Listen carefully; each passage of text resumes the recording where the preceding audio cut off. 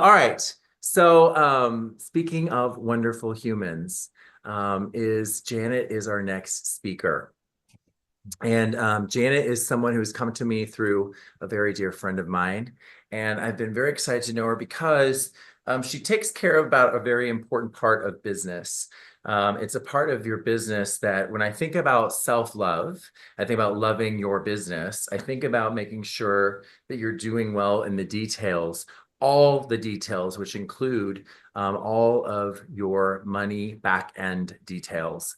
And so let me tell you a little bit about Janet. After leaving a 20-year corporate career in accounting and payroll, Janet Ikes embarked on a new journey that allows her to share these insights, knowledge, and expertise to those that she is blessed to work with through her direct yet calm hands on training approach, right? Her hands-on training approach.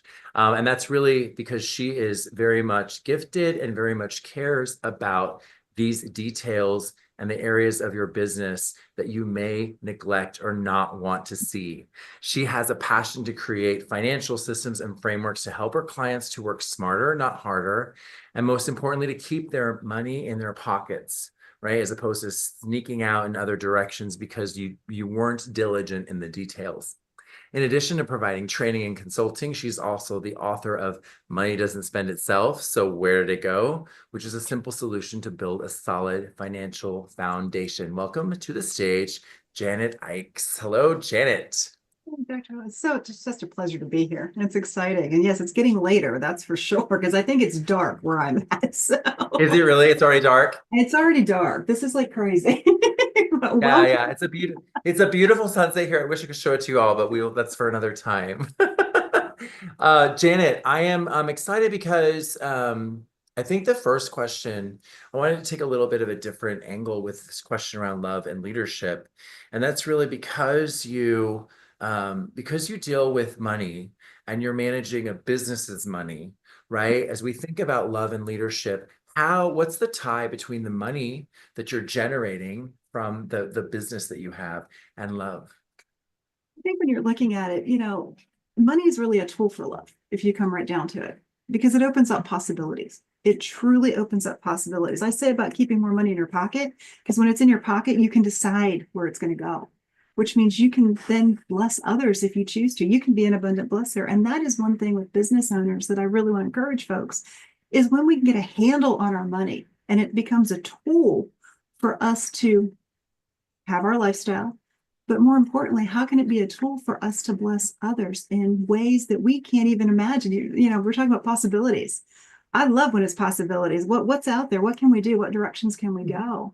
And as we start connecting, just like Yvonne was saying, we're connecting with their stories and we're starting to connect with them.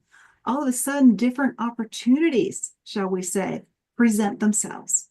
And if you have the money available, then guess what? You can take advantage of those opportunities. And those opportunities can truly be blessings to others who are in that need. They can feel the love. So when you actually have your business and it's working well and you're basically in love with your business, you can then showcase that love and it just filters around you. You gravitate folks towards you.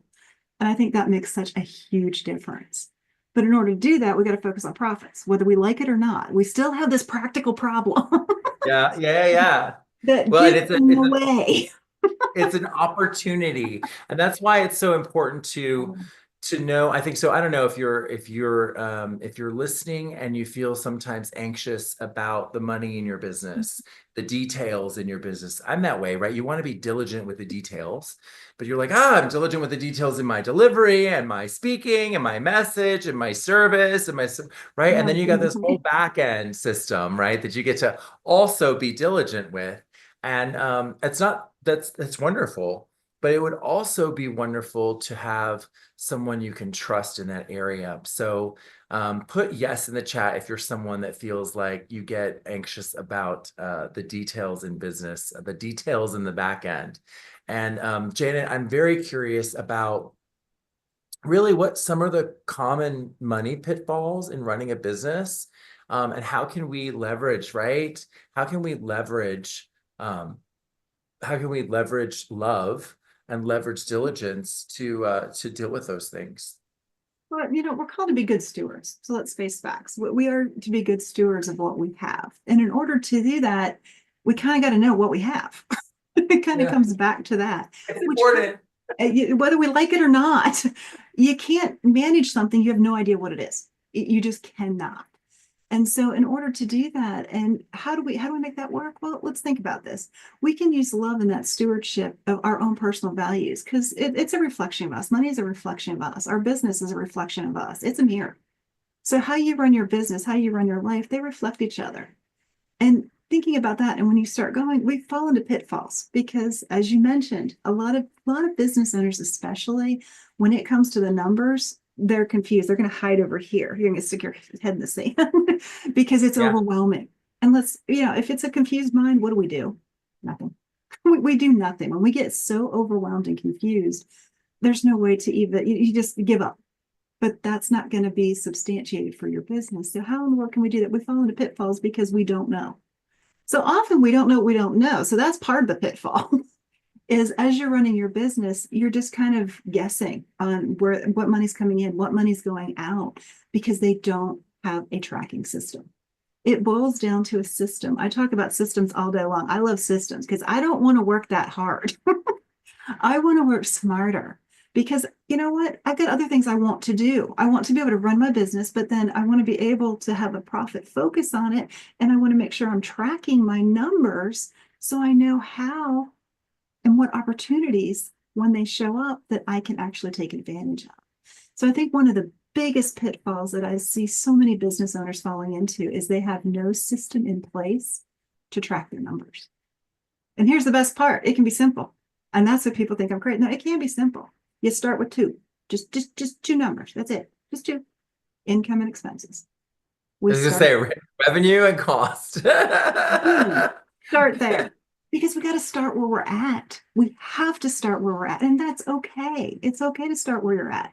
Because now, once you start building a foundation, and guess what? Once you get that foundation in place, the possibilities become endless because you can start being focused. So those values that are so important to you, things that you can showcase in love for others and to what's going on around you, when you get that in place, it makes all the difference. But You you've know, got to know what you got in order to know I, what you can do. I was gonna say something that I would suggest to you all who are on here who are business owners, right? And this kind of goes, I can't help it because we just got off the topic of storytelling, right? So one of the most amazing things about filmmaking, right, is that you have each of your departments, right? And each of them are committed to their craft, right? You have like costuming and they're entirely responsible for thinking about what this individual wore in each piece of time during the movie, right? And how that character develops and the arc and does the clothing reflect just in costume, right? There's an art to just that one line. Well, I think of your business operations and finance, right, as one of your core lines to your movie being profitable, to your business being profitable, to your nonprofit being profitable enough to keep going, right? So you either get to be the master and understander deep of it, or you get to realize that there are some people in the world that are the costume maker and that Janet is someone who's going to help you put a plan together. So it's interesting that many people don't have a kind of way of measuring, like you said, sort of the metrics. What is another common pitfall that people have when they do this? I think kind of looking at it as well. So not only do I have the tracking, but there's no planning involved either. So a Hmm. lot of times, what I often say is I'm talking to business owners, do you have your financial goals in place? Do you know where you're going to be at the end of the year? Because it comes back also, you want to say, focus into the future, tell the story of where you're going, visualize where you're going. That holds true with your money. Visualize what direction you're going to go in, put into place some type, we're going to track it. So let's get our goals set up. And part of those goals should be being generous, being Hmm. able to provide. That's one of your budget line items. I always say you've got to have a budget because a budget just a four-letter word. And I didn't see anybody react on that. Somebody, I'm going to get somebody to pay attention one way or another. Did you say Four-letter budget's a word. four-letter word? What did you say? Yes, it is.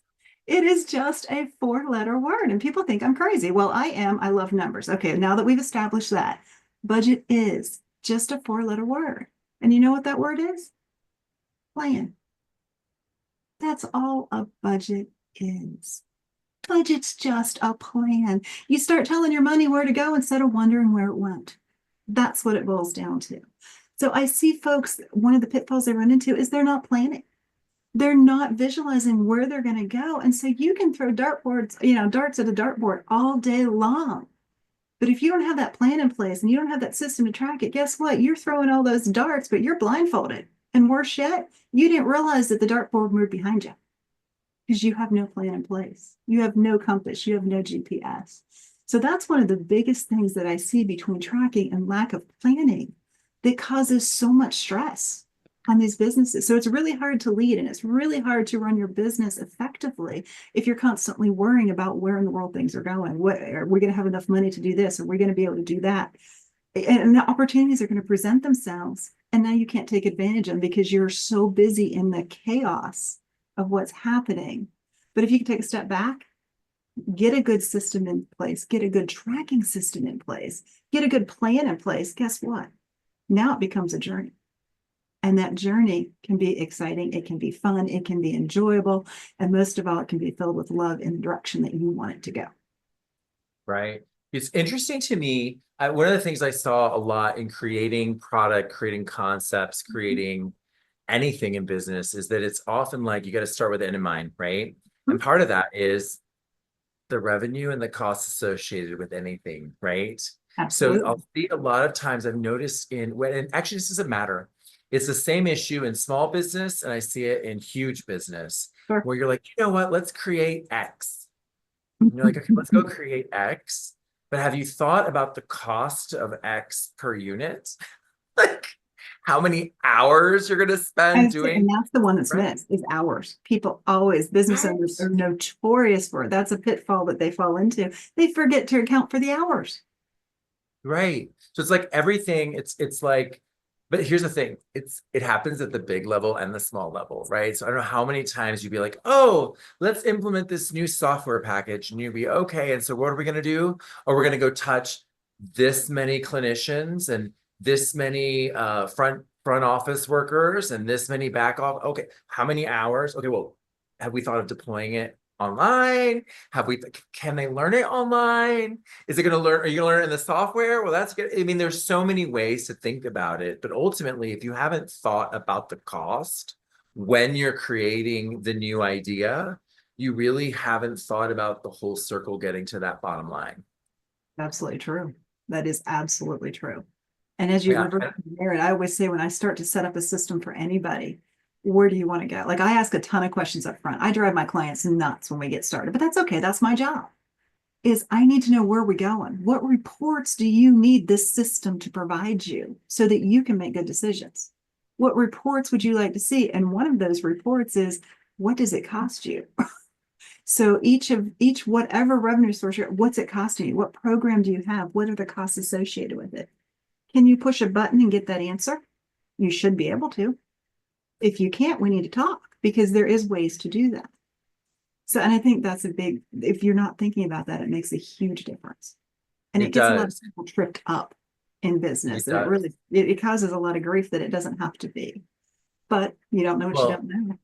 Well, and the hard part, I think, no, it's true, Janet. I think the hard part about it, right, is that we love the part of creating. We're like, oh my gosh, I could go do this, go do that. You don't really sit down and go, wait. What's the delivery underneath it? Because ultimately the profit's going to be determined by that equation.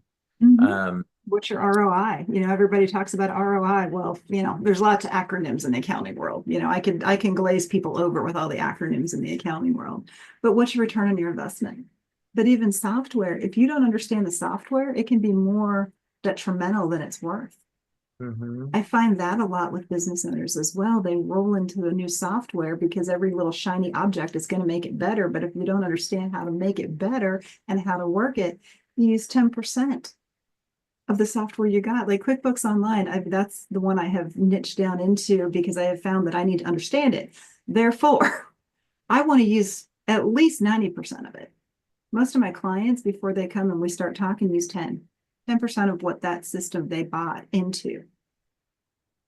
And that makes all the difference. But it ends up happening. Big companies, little companies, it doesn't matter. What is that learning curve and the training curve also? Because you got to build that into your business. So Janet, I'm assuming that you really become then a partner for a business. So if you're listening to this and you're thinking like, okay, like how do I work with a Janet? Janet, you become like my right hand, right? Like you're the person that understands how it's operating, where it's leaking, where there's opportunity, maybe what I'm not seeing. Maybe you'd send me a new report and be like, oh, Helmut, have you seen this? This is the Yes, report we need. take a look at the highlight. We have a fire in aisle 7. There you go. Absolutely. And that's So part of tell it, is getting in the driver's yeah, seat. It's your business. You need to be in the driver's seat as the business owner, but it's good to have, somebody in the passenger seat that can read the map. yeah. What is a common resistance you see, whether it's in someone who already has a system in place, Mhm. right? So I always think pride is one of these really interesting things in business because it's again, if you're opening up the kimono and you're like, hey, I've got a cleanup on aisle 7, 12, and 9, right? Like you're kind of a little embarrassed, right? Because it is a reflection of your self-love, right? And your business, because it is a reflection, right? You're embarrassed and ashamed that maybe you're not managing part of it well. And sometimes then that pride comes in like, well, it's fine enough. It's good enough, right?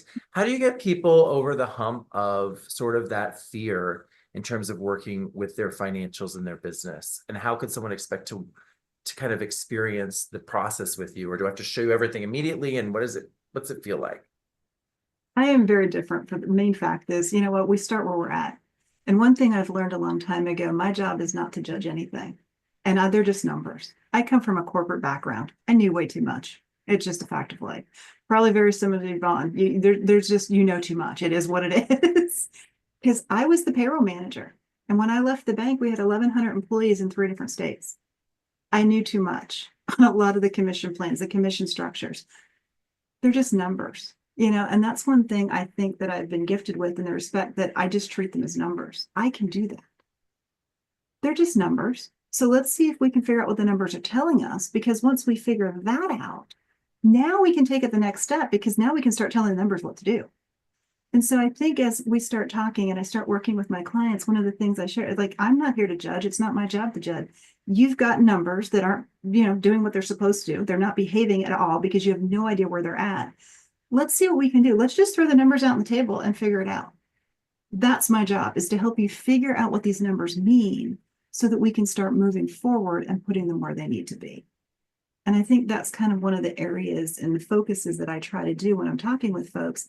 Is that I'm not here to judge. It's not my place to judge. I don't want to. It's just numbers. So let's take the emotion out of it and let's get down to figuring out the numbers and making it work so that your business can be profitable and ultimately allow you to, one, let your business be able to support your lifestyle. Because you know what? It should be. If your business isn't supporting lifestyle, that's a hobby. Just say. So when you're thinking about that, your business also needs to be able to provide opportunities for you to showcase and love others around you. And it can't do that if you're constantly stressed and worried about it. So let's figure out how we can turn it into the profits.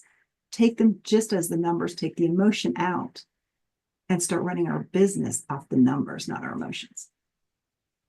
So critical. And especially as you think about it, if you are a purpose-driven entrepreneur, Mhm. if you are a purpose-driven executive, right? If you're trying to make a difference and you don't realize that all of that's on the foundation of money, Yeah. right? Which it truly is. That is how we've chosen to sort of capture the energy that we create in the love that we're sharing with each other. That is the medium. If you don't understand the rules of the medium, you wind up not being able to help as many people.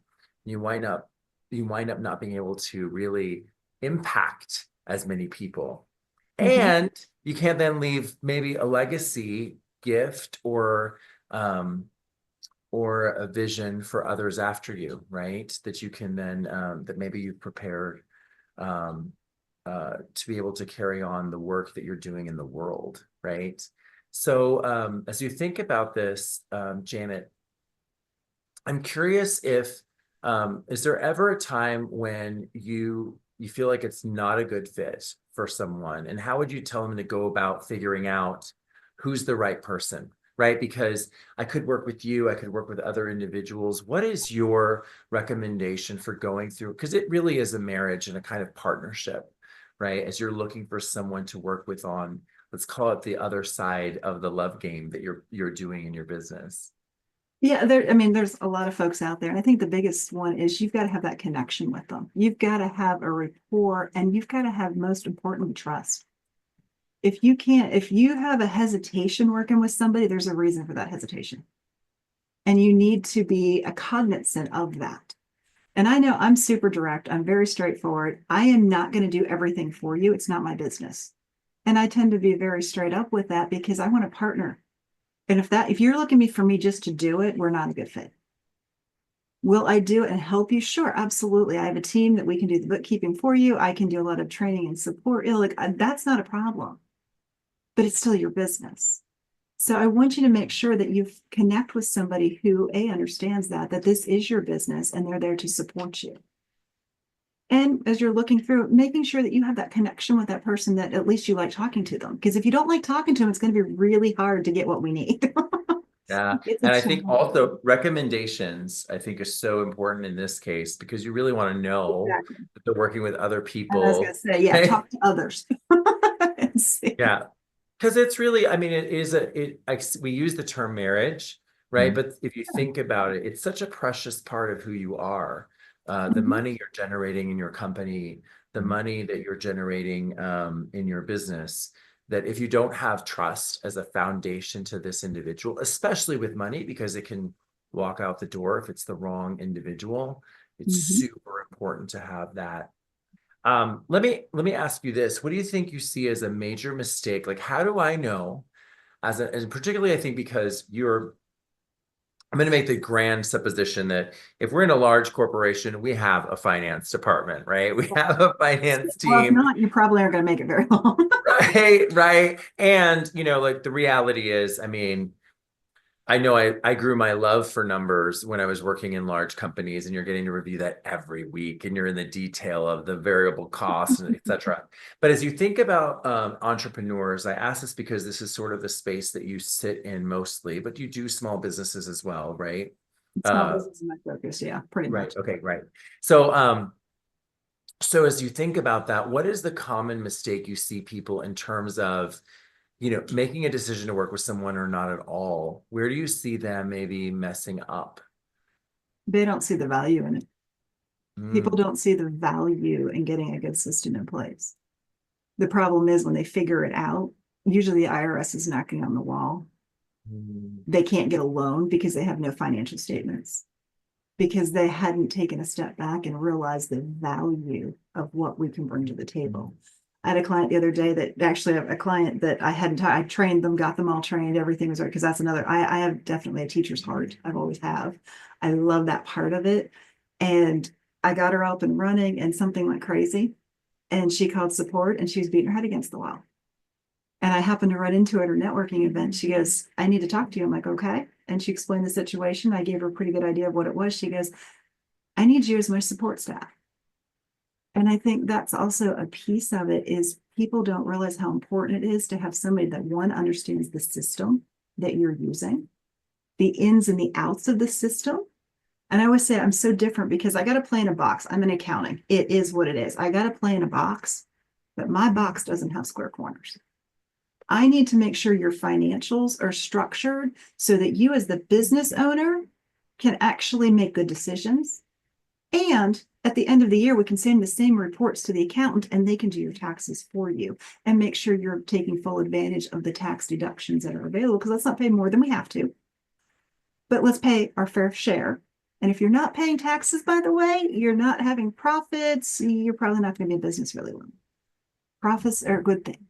Now, we don't want to, as I said, have any deductions or tax. We want to make sure we take advantage of all the taxes, deductions if we can. But taking a look at that, and I think they find that resistant. It's not important until after the fact. It is so much easier for us to set the foundation in place up front and do it right the first time than to try to figure out how to unwind the mess and fix it. Because I'll guarantee that's a lot more expensive. when we could have had it fixed from day one. And you could have been moving forward, focusing on what you should do instead of trying to figure out and clean up the mess you have in front of you because you didn't see the value in making sure you had a good system to track your numbers. Would it be fair to say, Janet, that investing in something like yourself is something that will, in the long run, actually save you money? Absolutely. Absolutely. Because one thing, the advantage of having someone that is supporting you is they're not in the weeds like you are. Because as a Right. business owner, you're juggling like 14 different hats here and you're trying to keep them all up. If I'm not in the weeds, I can take a look at the big picture and see things that you can't see because you're stuck into the weeds. And that goes for all of us. And no matter what we're doing in life, if we have to react to make a decision, it's probably not always the best decision. Now, sometimes we're going to get a good one, but the odds are if we have to react and all we're doing is fighting fires after fire after fire after fire, we're not going to make the decisions that we should be making. And that kind of runs into it too. But if we can be proactive, and when you partner with somebody that has that proactive mindset, they can take a step back and look down in there and say, hey, wait a minute. Here's all these pieces. What if we rearrange this puzzle pieces this way? Guess what? Now we can save some money here because I see so many clients that when I first start looking at it, they don't even know what subscriptions they've purchased. I just had one that we were working on today and it was $39. And we looked at it and it had been going on for a year and a half. Ah, He's like, what so, is that? yeah. I don't know. But if you don't know, it needs canceled. She signed up for 1 month. They had it in there for a year and a half because Yeah. they contracted with me to clean up their QuickBooks. He's like, I haven't gotten around to it. I can see that. Yeah, no, well, it's funny, right? Because the recurring revenue stream is what we're all going for. I was like, oh, we'll get one of those going. And this is part of it, right? It's so much Yeah. harder And the to, flip side is and how many do you have going out the door right, exactly, through all of these exactly. folks? Well, I'm really re realizing that the financial element of your personal life and of your business is such an important part of what it is in making business. I do think you're right that the love of the detail, the love of the back end, Mhm. is such an important thing. What is the gift that you're sharing for I people want to talk who about aren't pitfalls. in? Like I want to keep these. One thing I get often is what pitfalls do people fall into? So I've taken, all of these I've been blessed 20 plus years, almost 25 years in corporate. And then for the last 8 years, I've actually been working just with small business owners. So I kind of conglomerated the top Mm, money pitfalls that small okay. business owners fall into. And I offered how you can get around it. So how do you avoid these pitfalls? Because I want you to make sure your business is successful. Because when you're successful, now you become a blessing to others. And that's what we ultimately want to do because you want to be able to love others. And it's so much easier if you have some money behind you that you can use to do that. Thank you. That's awesome. Y'all, I think Dos just dropped that in the chat. If you're catching this on the replay from the recording, you're going to see that in the details of the publishing of the recording as well. Thank you so much, Janet. I know that this is to me, this isn't boring because I actually really love numbers, but you have to be a geeky, nerdy business person to do that. I think that what you offer is so incredibly important to a business. Um, and it would be very wise for you all to consider downloading her freebie and getting to know your numbers well and swallow a little pride and consider that there might be something you can learn from someone else as you're running your business, right? Thank you, Janet, so Absolutely. much. Thank you so much. And thank you for this opportunity. Absolutely. All righty. So before we jump to our final person who I cannot wait to speak with, I want to remind you all that there is an opportunity for you to engage in one other event. I shared the masterclass earlier. Das shared that. That is next week, Wednesday. Next week, Wednesday evening is our session on financial literacy. So this event was sponsored as well with the Gaily Impact. And we really, truly, talking about money, financial literacy it is the #1 economic crisis. And there are so many Americans who are not prepared. There is so much, I think it's highly questionable that we have government institutions of education that are not teaching people these basic constructs. And it is often women, people of color, LGBTQ people who are victims of not knowing enough, and often then starting the money game late. And so a big part of this initiative is, it's obviously something that we do here with the Gaily Impact. It's also part of what I'm very excited about is this year we're going to be pushing into doing online sessions with LGBTQ youth, right? The sooner we can get to younger individuals about playing the money game, the more sustainable the changes in the world that we want to see, right? And that's going to come through knowing your money and building good businesses, which is why we're here. I will share with you as well. You'll see here on the image, it's Kim Schooler is a leader in financial education and literacy. She wrote the book, How Money Works for Women, and together with Sharon Lecter. So wonderful mentorship and leadership on that call. Feel free to attend it and understand what we're talking about. And also if you have someone that you think would benefit from knowing more about money. And so that's in the chat for you. All right. Woo. So let's get back to us.